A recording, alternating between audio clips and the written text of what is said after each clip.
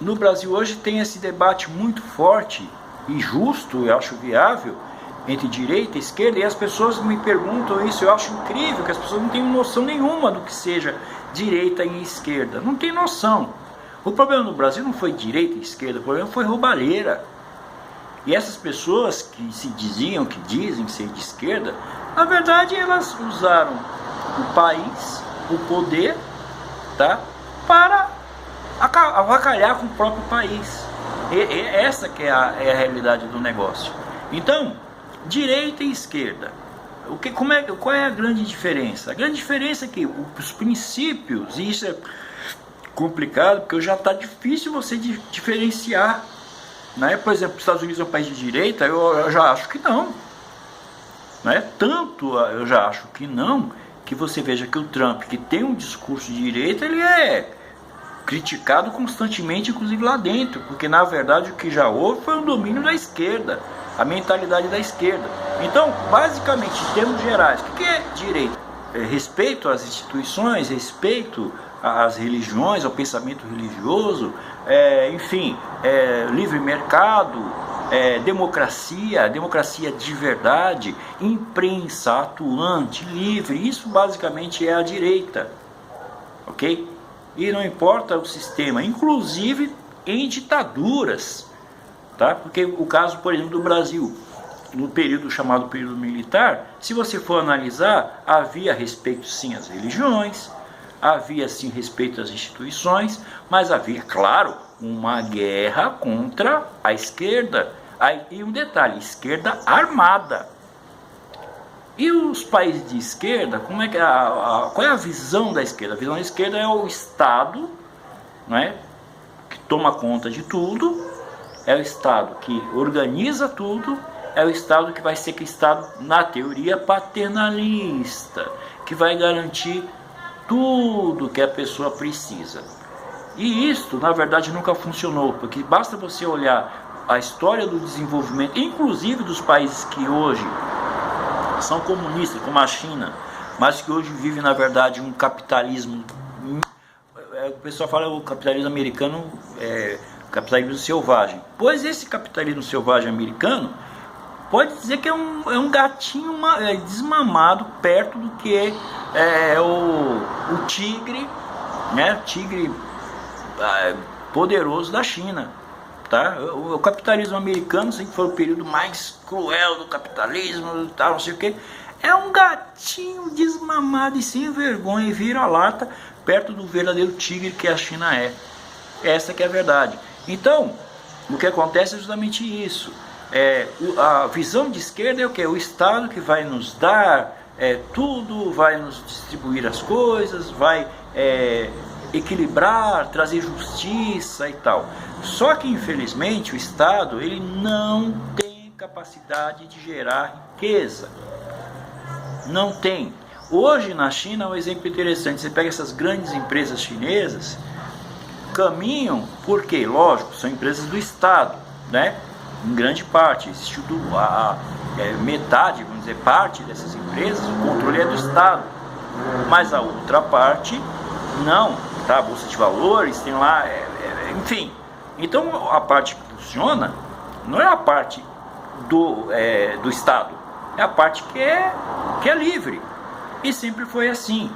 E não é coincidência que o maior país do mundo, pelo menos até hoje, ainda é o maior país do mundo, a maior economia do planeta, que são os Estados Unidos, a presença do Estado, né, é muito menor, vamos dizer assim, pelo menos em teoria, do que, por exemplo, em países que tem Estado para tudo que é lado. Ainda que na verdade hoje, e aí é onde começa o problema, os americanos, os Estados Unidos, que começaram com o menor e provavelmente um dos mais pobres países do mundo, né? Porque hoje você olha para os Estados Unidos, vê aquela potência e tal.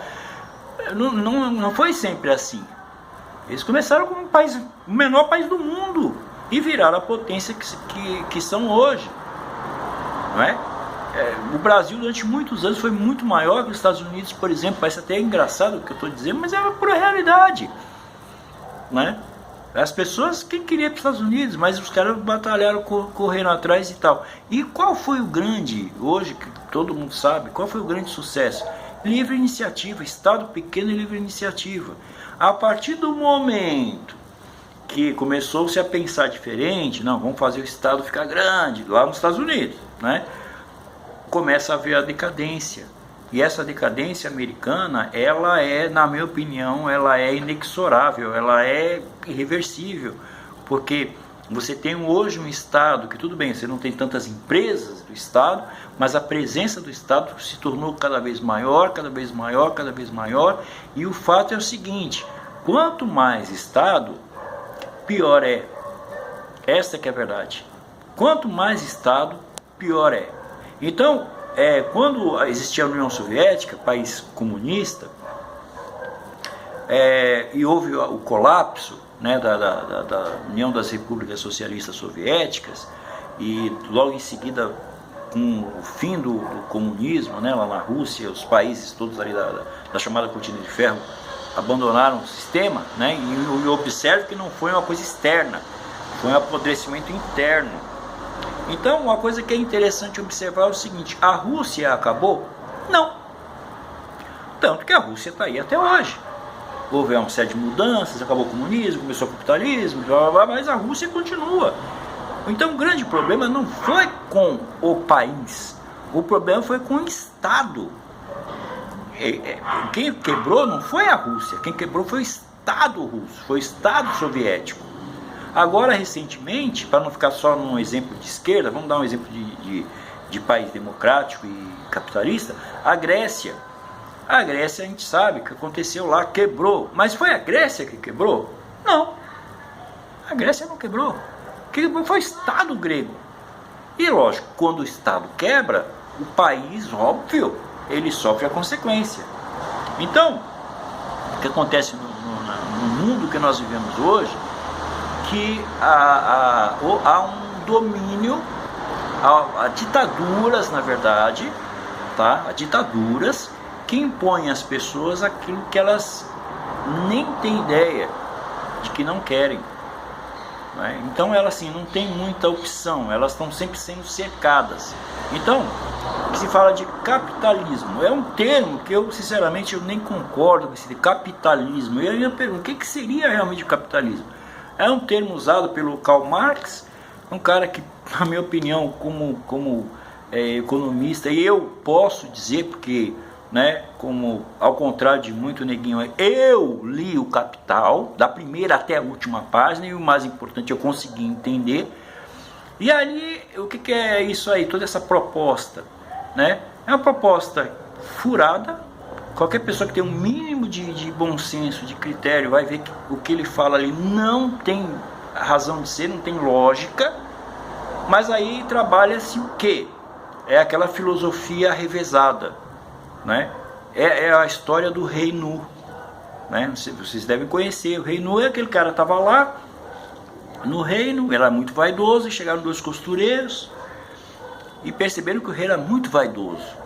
E aí falaram, vamos tirar proveito desse fulano. Aí começaram, nós somos os grandes costureiros, nós fazemos roupas aqui, a roupa que a gente faz é tão leve que o rei não vai nem sentir que está vestindo alguma coisa. E o rei se empolgou. Aí eles falaram, olha aí, só que tem uma coisa, essa roupa só consegue ver quem é inteligente. O rei, o cara que for burro não vai conseguir ver essa roupa. Não? Legal. E aí os caras começaram, venham, pediam tecido, pediam material, linha, e pediam um monte de coisa, e faziam de conta que estavam fazendo a roupa do rei.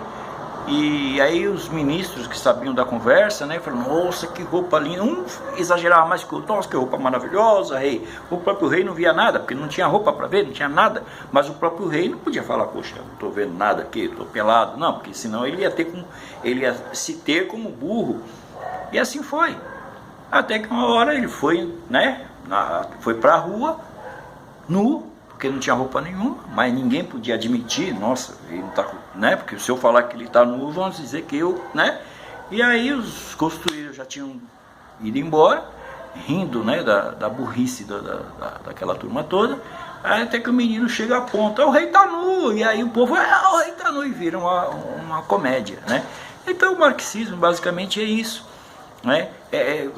Se coloca-se,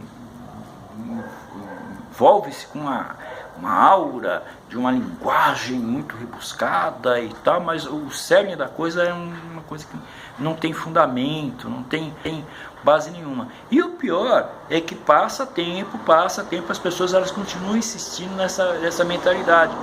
E o que eu acho lamentável é que, além de ser um princípio que em si ele vai totalmente contra todo o bom senso, não vou falar nem de economia, vou falar de bom senso, porque eu acho que assim, falar de Karl Marx como economista é uma comédia, um cara que nunca conseguiu nem se sustentar a si próprio, né? Então, começa por aí.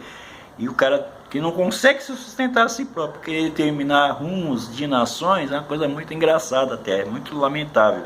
Mas hoje a ideia de Marx, aí se fala muito de Marx, mas já foi, já está ultrapassado, vieram outras coisas, e é isso que é o problema.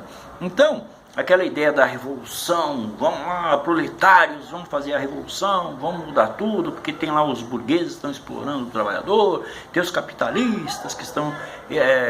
essa ideia foi deixada de lado. Aí vem o Gramsci, vem o pessoal lá de Frankfurt, vem com outra mentalidade para tentar implantar uma coisa que nunca funcionou.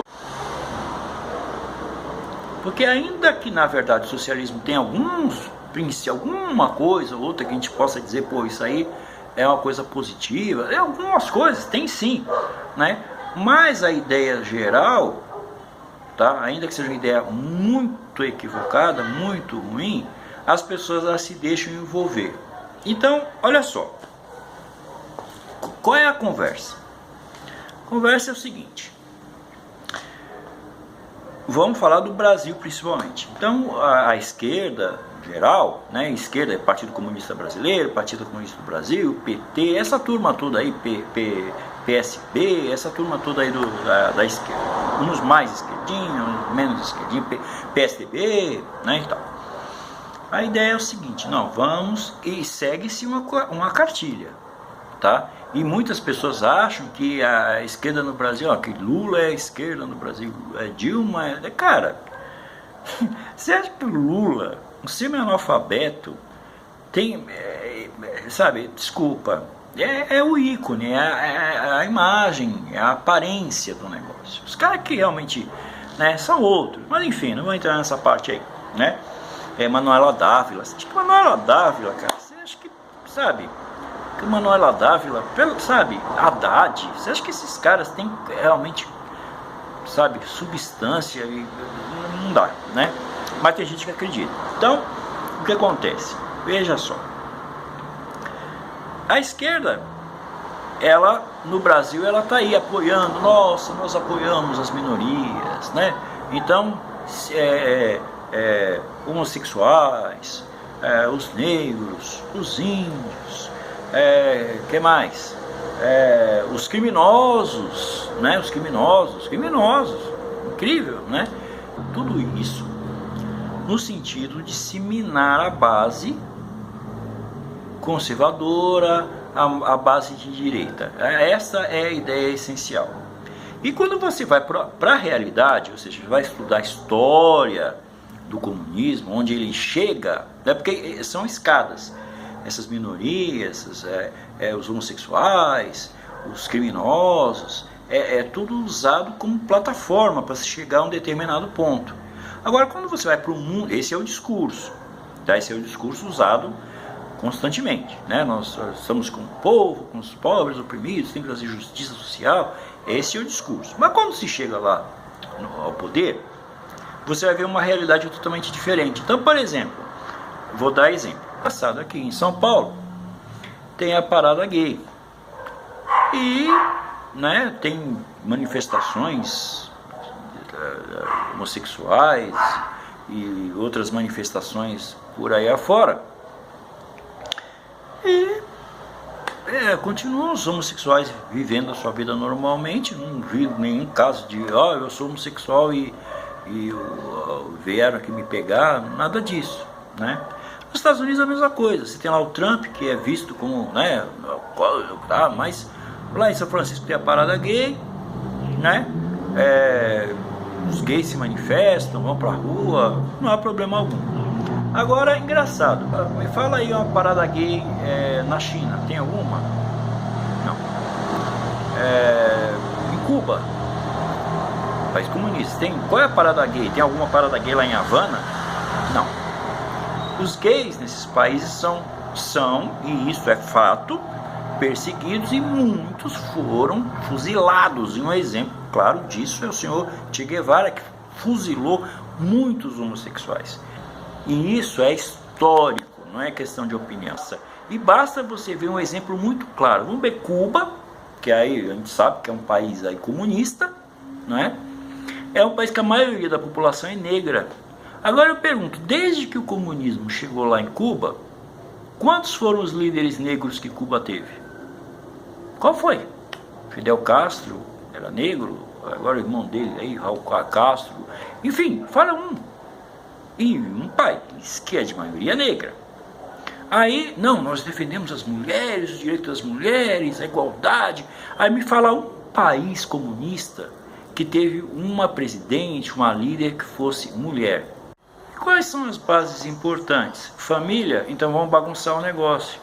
Nós demoramos séculos para chegar ao desenvolvimento e ao bom senso, a questão básica. Porque, qual é o ideal? Qual é o pai, a mãe, os filhos?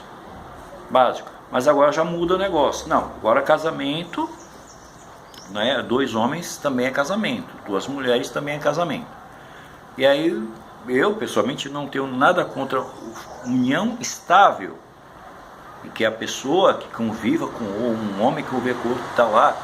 Não sou favorável ao homossexualismo, não estou dizendo isso, mas eu acho justo construir alguma coisa juntos. Poxa, por que não? Eu não sou contrário. Agora, o termo casamento lembra casal.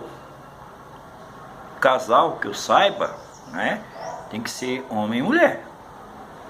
Então, que é por aí. Mas aí você abre uma concessão. E essa primeira concessão, porque existe o ditado, né? O diabo ele tem 3 cunhas. Tem a grande, a média e a bem pequena. A grande ele não está nem aí. A média ele pode até emprestar. A pequena ele não abre, porque é com a pequena que você vai abrindo a fissura. Então assim, nossa, vamos fazer o seguinte, vamos lá. União estável, casamento de 2 homens, casamento de 3 mulheres. Daqui a pouco vocês vão ver, vai começar o seguinte, não, mas por que só um homem e uma mulher? Ou só um homem e outro homem, ou só uma mulher e outra mulher? Não, vamos fazer diferente. Vamos fazer o seguinte, um homem vai poder casar com 10 mulheres, 10 mulheres vão poder casar com 10 homens, por que não? E aí é onde se começa a trabalhar, isso não vem de hoje, a demolição da base, família. Outra coisa, outra base, corpo social, nós temos referências, temos tradições, temos, enfim, religiões, fé, e isso começa também a ser trabalhado em cima.